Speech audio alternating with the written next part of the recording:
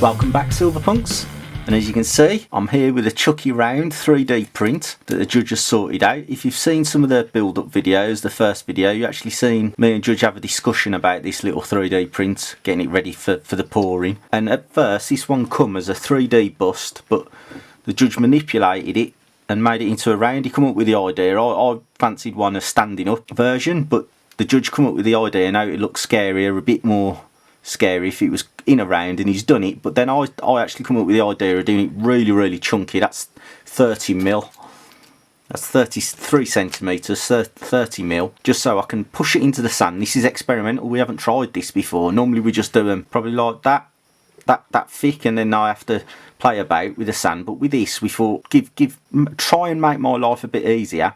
I can actually push it in like that and then just pull it straight out, because there's more to hold on to, and all I need to do is just mark on the side there how deep I want it, how thick I want the round, stop at that point, pull it out.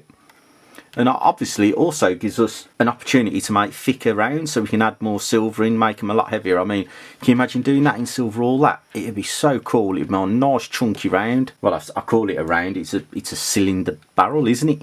But if you look at the details, look at him, you've got I don't know if you're going to pick it up on the camera, but nice lines on it.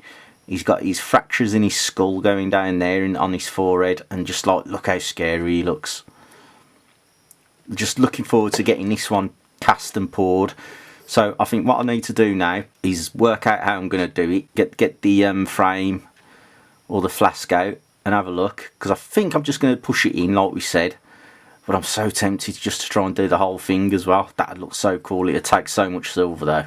I'm not sure what we got, but yeah, I think the judge has come up trumps. So this is the next video in the Chucky series. So the next one I'm going to be doing is doing the sandcast. So I hope you all join me next time when I do the sandcast in preparation for the pour. Cheers. Look at that bad boy. You getting that?